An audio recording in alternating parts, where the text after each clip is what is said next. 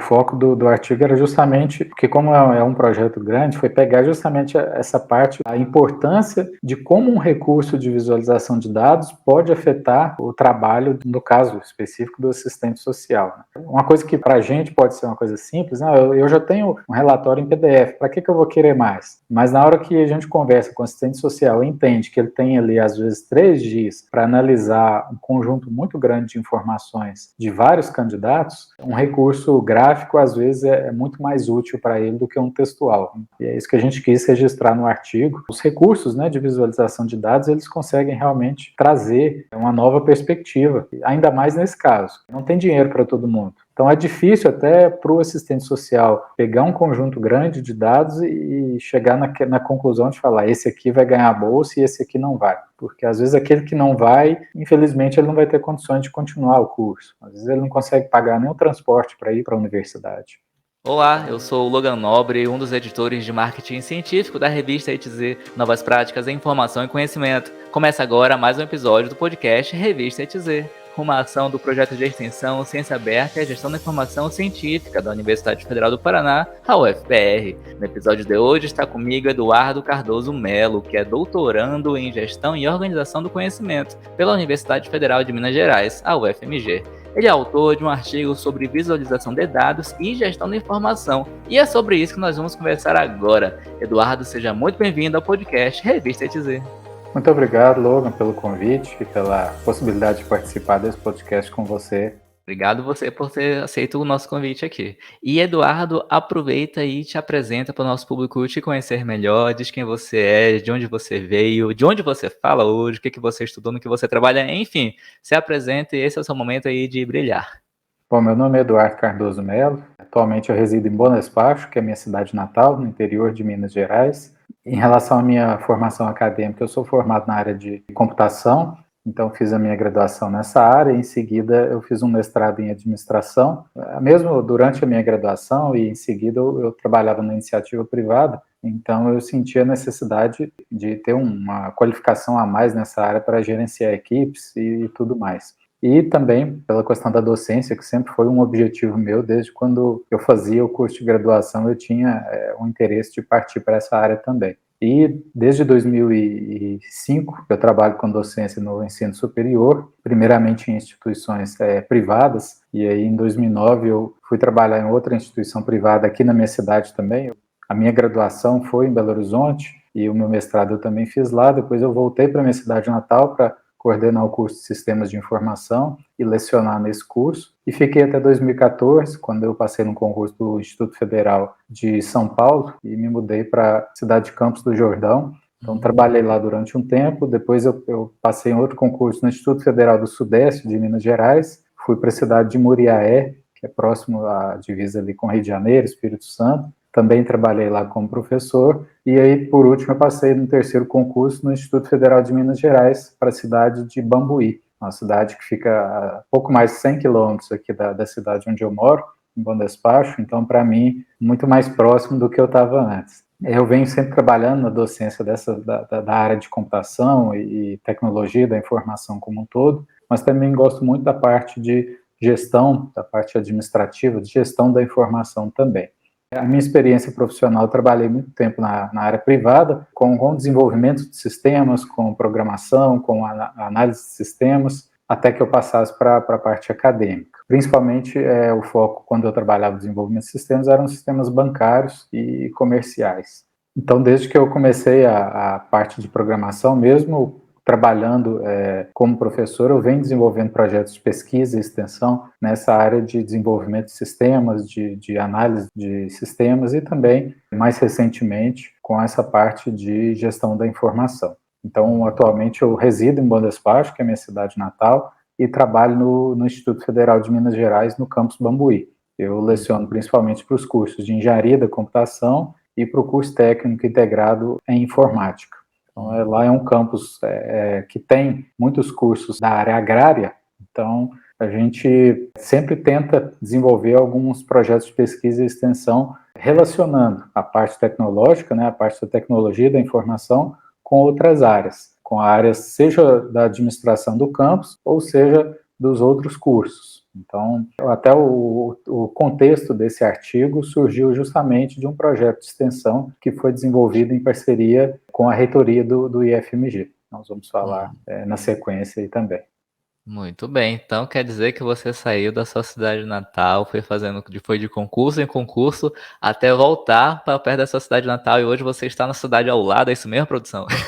Que Isso. trajetória, hein? Eu fui para Belo Horizonte, porque na época que eu fui para Belo Horizonte fazer o curso técnico em informática, na minha cidade não tinha. Então eu me mudei para lá, fiz o curso técnico em informática, depois a graduação, fiz o mestrado em administração logo na sequência, e em 2009 apareceu a oportunidade de voltar para a minha cidade, para coordenar esse curso aqui numa instituição particular que existe aqui. E eu voltei porque eu sou suspeito para falar, mas é a melhor cidade do Brasil, né? A Olha cidade aí. de Bom Despacho, em Minas Gerais. Ah, Então, na sequência também, eu acabei esquecendo de falar, eu fiz uma especialização em engenharia de software para complementar essa minha área de estudos. Fiz, na sequência, também um MBA em gerenciamento de projetos, porque é uma área que eu trabalhei bastante nessa faculdade privada aqui em Bom Despacho. Posteriormente, eu fiz um mestrado em ciência da computação, que é uma outra área minha de estudos também, que eu senti necessidade de complementar essa formação acadêmica.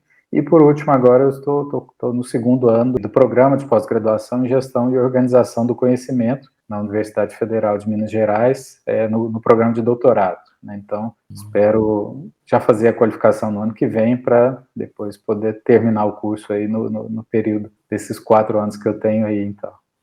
muito bem. E quando você era um jovem garoto, lá na sua graduação, no início da sua vida acadêmica universitária, tu já pensava em seguir carreira e ser professor, em fazer concurso, em dar aulas, ou você queria, quero terminar logo o curso e trabalhar em alguma área, alguma empresa? Qual que era a tua perspectiva? Eu acho que era um pouco das duas. Durante a graduação, eu sempre busquei fazer estágios, mesmo estágios não remunerados, até os 2 primeiros estágios, na verdade, eu tinha que pagar o ônibus para poder ir trabalhar na época. Mas com certeza valeu a pena, né, em relação ao aprendizado. Acho que é nessas dificuldades que a gente consegue valorizar o resultado que a gente tem depois. Eu tinha muita vontade, né, de trabalhar nessa parte prática de mercado, de sair para o campo mesmo, de atuar em empresas, como felizmente eu consegui fazer depois. Durante a graduação eu já consegui um estágio, depois eu fui efetivado e depois eu passei por outras empresas, mas ao mesmo tempo eu tinha a vontade de trabalhar com a docência no ensino superior. E aí no primeiro semestre do mestrado, eu fui chamado para lecionar numa faculdade próxima a Belo Horizonte. Eu trabalhava numa empresa, uma empresa de desenvolvimento de sistemas durante o dia e saía de lá e ia direto para a cidade de Santa Luzia, que fica próxima a Belo Horizonte, e lecionava na faculdade lá. Até 2009, quando eu voltei para Bom Despacho, eu trabalhava na faculdade, mas também ainda tinha um vínculo com a empresa que eu trabalhava, fazia algumas atividades remotas, em casa mesmo, e enviava para o pessoal lá. E isso foi até 2014, quando eu passei no primeiro concurso, e aí, como o concurso é dedicação exclusiva, essa prática, né, de atividades mais voltadas para a prática, acaba que a gente tem que fazer elas no formato de projeto de pesquisa ou projeto de extensão. Então, desde esse momento, eu venho desenvolvendo vários projetos de pesquisa e extensão, sempre tentando proporcionar também momentos de aprendizado para os alunos. Eu acho que para os alunos esses projetos de pesquisa, iniciação científica, extensão, eles são fundamentais para o aprendizado, né? Não necessariamente aquele aprendizado teórico, mas principalmente o aprendizado prático nessa parte de tecnologia da informação, de colocar a mão na massa. E ver isso dentro de um contexto mais prático, né, com um cliente, com uma pessoa cobrando, com o prazo para entrega, com o escopo definido, é bem diferente de ter isso como uma atividade de disciplina, né, uma atividade curricular. Então, eu venho trabalhando nesse sentido para tentar devolver um pouco também de tudo aquilo que eu recebi ao longo aí dessa minha trajetória que eu tenho, tanto na parte acadêmica quanto na profissional. Muito bem. Você já falou um pouco, mas agora eu quero detalhes. Quais são os seus interesses atuais de pesquisa? O que você vem desenvolvendo? Quais projetos você está atuando? Além dos temas que a gente vai tratar aqui, né, referente ao artigo que você publicou na revista ETZ, quais são as suas outras frentes de trabalho e de pesquisa? Eu tenho trabalhado bastante com desenvolvimento de sistemas web. Nos últimos anos eu desenvolvi alguns sistemas para o próprio IFMG, como eu mencionei, numa parceria com a reitoria. A parte desses sistemas é uma área que eu venho trabalhando desde então, é a parte de desenvolvimento web. E com o meu ingresso no mestrado em ciência da computação, eu passei a trabalhar também com a parte de análise de dados, onde eu fiz um estudo do histórico de evasão e até uma tentativa de criar alguns modelos de predição com machine learning para tentar não somente entender o histórico de toda a evasão acontecida no IFMG, mas principalmente tentar caracterizar aquelas situações que a gestão poderia atuar, evitando aí ou reduzindo os níveis de evasão da instituição. A evasão é um problema nacional, a pandemia agravou bastante isso, então eu creio que qualquer ferramenta adicional que traga alguma nova informação a respeito disso é válida.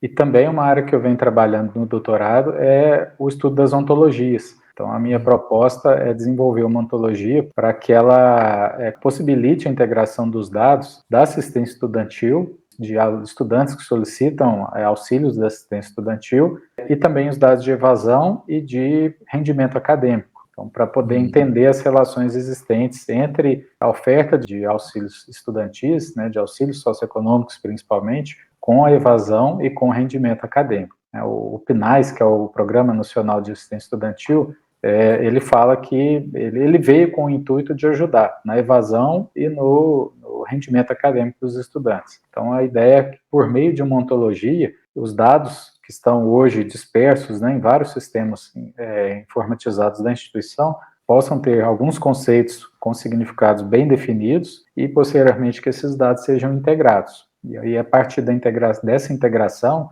a proposta é usar alguns recursos de visualização da informação para trazer novas informações para os gestores acadêmicos e institucionais para que eles possam planejar novos projetos, enfim, para que eles possam ter subsídios na tomada de decisão mesmo. Interessante e importante, né, você fazer um trabalho desse, porque isso vai subsidiar, como você falou, decisões públicas, né, vai impactar a vida de todo mundo, não só das pessoas que estão trabalhando ou estudando aquele assunto.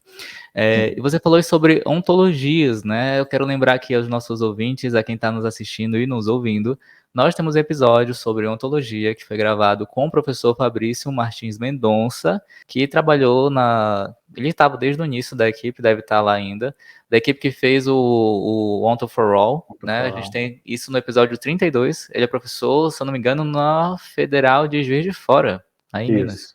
Conhece ele, né?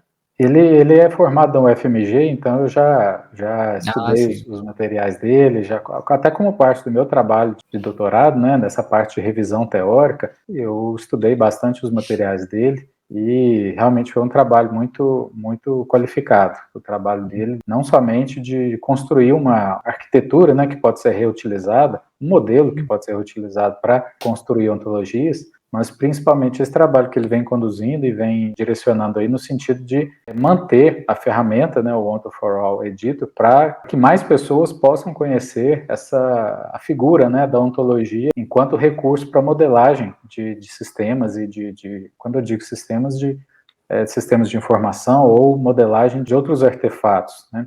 Realmente é um recurso bem interessante e muito fácil de se utilizar, né? Então, eu acho que isso vem fazer com que a gente tenha mais recursos nessa área de ontologias para desenvolver ontologias mais bem elaboradas. Enquanto você estava aí falando, eu estava só checando aqui o número do episódio. É realmente o número 32, tá? Para quem tiver aí curiosidade, vou deixar o link na descrição. Episódio 32 sobre ontologias com o professor Fabrício Martins Mendonça. Agora, vamos falar do que interessa, vamos falar do seu artigo. Eduardo, o título do teu artigo, que você escreveu com outras pessoas que a gente vai citar o nome daqui a pouco, o artigo chama Visualização dos dados de candidatos a auxílios socioeconômicos em grafos, estudo de caso do Instituto Federal de Minas Gerais, IFMG. Então, antes da gente começar, vamos situar as pessoas aqui. Eu queria que você definisse para a gente, conceituasse o que é visualização de dados, que auxílios socioeconômicos foram esses que vocês consideraram no artigo e o que são grafos. Bom, vou contextualizar a origem do artigo, que aí talvez vai clarear bastante essas questões. Em 2018, eu fui convidado pelo Paulo Lourenço, da reitoria do IFMG, para desenvolver um sistema para ser utilizado no IFMG no processo de seleção de bolsistas da assistência estudantil. Até então era um processo feito manualmente, onde cada aluno tinha que entregar, a cada processo seletivo que ele ia pleitear uma bolsa, ele tinha que entregar lá em torno de 50, 60 documentos xerocados, né, cópias, para participar de cada processo que ele poderia ter o perfil, vamos dizer assim. E isso dificultava muito, não somente para o aluno, mas também para o assistente social, que é quem faz a análise dessa documentação, para que lá no final ele chegue no resultado e fale, esses candidatos aqui vão ser pleiteados com a bolsa e esses aqui não, porque a demanda é bem maior do que os recursos que são direcionados para esse fim. Infelizmente, não tem recurso para todo mundo. Então, o PNAES, né, que é o Programa Nacional da Assistência Estudantil, ele fala que o critério principal é renda per capita de um salário mínimo e meio. Mas cada instituição pode construir seus outros critérios adicionais a esse. E, infelizmente, esses outros critérios vêm sendo usados, dada essa dificuldade de orçamento, né? O papel do assistente social ele é muito importante porque ele precisa definir, com base em um grande volume de informações, quais candidatos vão realmente receber aquele benefício. E aquele benefício, para alguns candidatos, ele significa a continuidade do curso.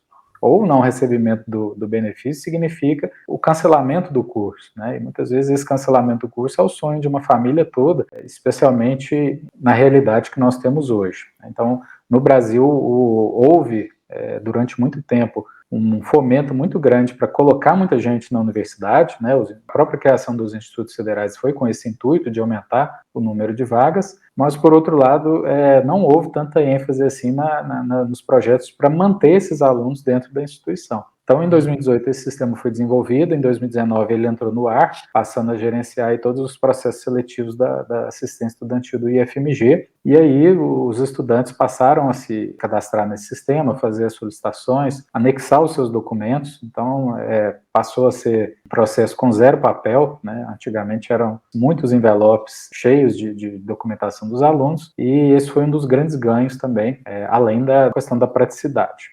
E o assistente social é um processo muito, muito dinâmico, ele precisa otimizar o tempo dele na análise. Essa análise de textual, ela ficou um pouco complexa, a partir do momento que muita gente passou a procurar os auxílios. Então, nós identificamos uma oportunidade para que essa visualização dos dados pudesse ser feita no formato de grafos, que pudesse possibilitar ao assistente social uma análise mais aprimorada. Um exemplo simples, ao invés do assistente social rolar um arquivo PDF, um relatório PDF, lendo 3 páginas de documentação sobre os membros do grupo familiar de um estudante, ele pode ter isso, né, no formato de uma visualização, no formato de um grafo, onde eu tenho ali um nó central, que seria o aluno, né, o estudante, e esse nó está conectado com outros vértices, né, que cada vértice representa, por exemplo, um membro da sua família. E aí o sistema permite que, quando o assistente social seleciona um desses membros do grupo familiar, as informações desse membro do grupo familiar sejam exibidas. Uma das suas perguntas foi em relação aos auxílios, né? O Instituto Federal de Minas Gerais, ele trabalha com, basicamente, os auxílios de Bolsa Permanência, que ele tem o Bolsa Permanência 1, 2, 3 e 4, tem outros auxílios, no caso o auxílio da moradia, alguns campi oferecem moradia, e o auxílio alimentação, em alguns campos que também tem um restaurante, é oferecido esse auxílio. Então, o sistema veio para contribuir nesse sentido, né? Então, quando eu disse lá atrás a questão da gestão da informação, essa gestão da informação antes ela era feita totalmente no papel, manual, depois ela passou para planilhas eletrônicas totalmente descentralizadas, né? Cada campus trabalhava com sua própria planilha. Então, foi um processo que realmente conseguiu ser aperfeiçoado. O Instituto Federal do Espírito Santo, ele viu uma apresentação do sistema na RedeTech, que é um evento da rede tecnológica, e em 2020, com toda aquela questão de passar para o online, né, os processos e tudo mais, eles implantaram um sistema também no Instituto Federal do Espírito Santo, em Vitória, inicialmente, e agora todos os campi do Instituto já estão utilizando também esse sistema que foi desenvolvido aqui para o IFMG. Então quer dizer que o teu artigo ele foi meio para que você documentasse, registrasse, né, fizesse a gestão do conhecimento de todo esse sistema que você criou como uma demanda da reitoria da instituição onde você trabalha. Olha só que legal. Sim, o foco do artigo era justamente, porque como é um projeto grande, foi pegar justamente essa parte, a importância de como um recurso de visualização de dados pode afetar o trabalho, no caso específico, do assistente social. Uma coisa que para a gente pode ser uma coisa simples, não, eu já tenho um relatório em PDF, para que eu vou querer mais? Mas na hora que a gente conversa com o assistente social e entende que ele tem ali, às vezes, 3 dias para analisar um conjunto muito grande de informações de vários candidatos, um recurso gráfico, às vezes, é muito mais útil para ele do que um textual. Esse tipo de levantamento a gente só consegue conversando mesmo com as pessoas que usam os sistemas, né? Então, e é isso que a gente quis registrar no artigo, para que a visualização, os recursos, né, de visualização de dados, eles conseguem realmente trazer uma nova perspectiva, ainda mais nesse caso. Não tem dinheiro para todo mundo. Então é difícil até para o assistente social pegar um conjunto grande de dados e chegar na conclusão de falar, esse aqui vai ganhar a bolsa e esse aqui não vai. Porque às vezes aquele que não vai, infelizmente ele não vai ter condições de continuar o curso. Às vezes ele não consegue pagar nem o transporte para ir para a universidade. Eu acho que é válido esse tipo de trabalho para contribuir com o trabalho do assistente social.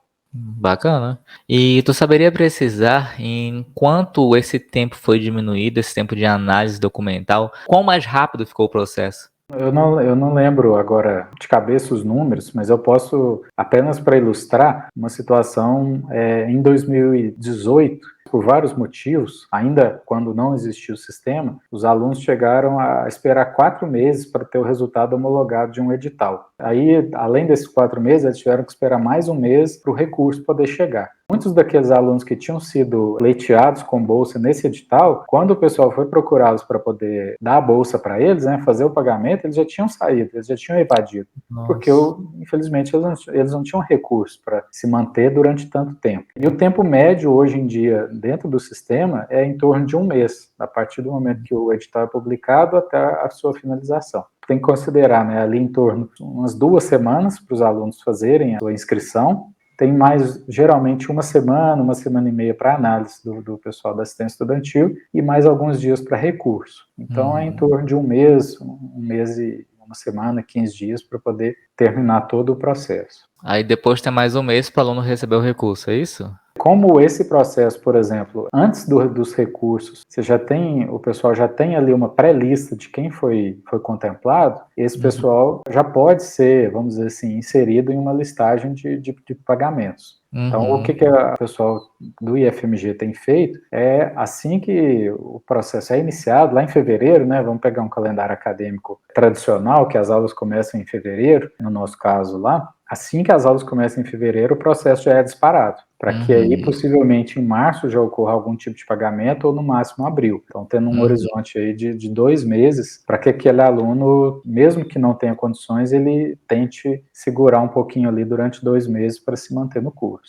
Entendi. Então, um processo que antes era manual, moroso, que demorava 6 meses, agora com esse recurso informacional, com esse sistema desenvolvido por você e por outras pessoas, imagino também, reduziu para 2 meses. É um bom ganho, né? 4 meses aí vai ajudar bastante gente a, como você falou, não evadir e terminar o curso, né? Que é o mais importante. Eu acho que esse sistema trouxe esses benefícios para o IFMG, vem trazendo também para o Instituto Federal do Espírito Santo, que passou a utilizá-lo, e a nossa proposta é incrementar ele, até mesmo com esse meu trabalho de doutorado, para não só gerar novos conhecimentos a partir dos dados de assistência estudantil, mas também tentar integrar com dados de evasão escolar e de rendimento acadêmico, né, para tentar entender a relação da distribuição desses auxílios com o rendimento dos estudantes, se melhorou, se é melhor ou se não é, se tem mais evasão, se não tem. Então, para tentar entender bem esses 3 construtos dentro de um mesmo domínio. Eu queria só fazer uma menção também da contribuição desse artigo do professor Marcelo Bax, que é meu orientador no doutorado, e do Yuri Marques, que é meu colega também de doutorado, doutorando também, assim como eu. Os dois participaram da construção desse artigo junto comigo. Vocês, enquanto instituição, já chegaram a, digamos, oferecer, a propor esse sistema para o Ministério da Educação para que seja implantado em todos os IFES ou em todas as instituições federais de ensino superior? Porque imagino que, assim como vocês aí estavam precisando, né, as outras instituições também devem precisar de um sistema parecido para resolver um problema similar também. Em 2019, nós participamos do RedTech, que é um evento da Rede Tecnológica Federal. Todos os institutos federais do Brasil normalmente participam, né, mandam representantes e tudo mais. Nesse momento, nós entramos em contato com a CETEC, né, que é o órgão que regula o ensino técnico no Brasil, e fizemos a menção desse sistema ter sido desenvolvido e tudo mais. Mas no momento, lá em 2019 para 2020, eles mencionaram que não era interessante porque cada instituição utiliza o seu próprio sistema, tem autonomia para utilizar seu próprio sistema gerencial e eles não poderiam encampar essa bandeira naquele momento. Infelizmente, é uma situação que a gente sabe que acontece principalmente no âmbito do Ministério da Educação, mas que a gente espera nas próximas versões do sistema também para fazer novamente essa proposta. Dentro das próprias instituições também existe uma certa relutância em se aceitar sistemas de terceiros em função de todo um trabalho, né, de manutenção, de instalação e tudo mais. Mas a própria instalação no Instituto Federal do Espírito Santo vem a mostrar que isso é plenamente possível, né? Um sistema que foi desenvolvido dentro do IFMG, ele passou a ser utilizado em outra instituição, praticamente sem nenhum tipo de adequação, porque o processo é muito parecido, preenchimento de um questionário socioeconômico e avaliar a documentação comprobatória. Então, é uma situação que poderia ser realmente expandida para outras instituições que tivessem essa necessidade. Mas até para quem assistiu esse episódio aqui, o sistema é aberto, foi desenvolvido sob uma licença aberta, então ele é totalmente, o código-fonte está aberto, tem total disponibilidade também para participar de eventuais novas instalações aí em outras instituições, enfim, realmente uma possibilidade interessante.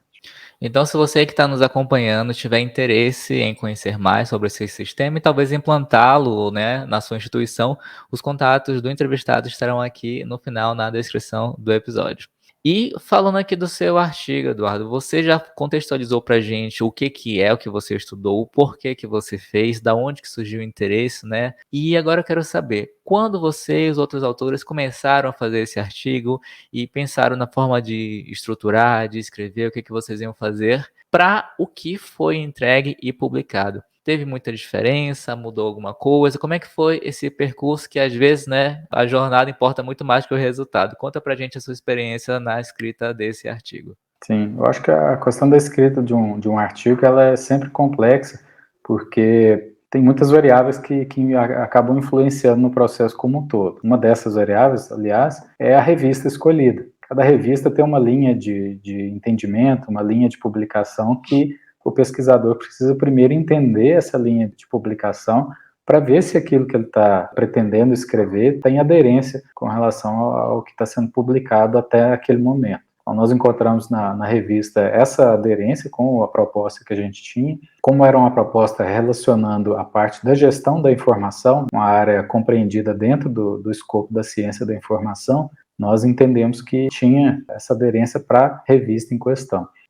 O processo de escrita, ele foi, de certa forma, um pouco simplificado, em função da gente já ter um certo domínio do assunto. Essa é uma dica que eu sempre falo com os meus alunos. Antes de começar a escrever, é muito importante ler bastante a respeito daquilo que a gente quer escrever. Então, nós tivemos uma etapa de escrita, né, da introdução, onde nós buscamos contextualizar todo o assunto, deixar bem claro qual o problema que o artigo está focando, para que ele está sendo escrito e para quem que ele está sendo escrito, qual é o público-alvo, quem que poderia ter interesse nele. Em seguida, nós fizemos um levantamento teórico para entender o contexto como um todo e passamos para a metodologia.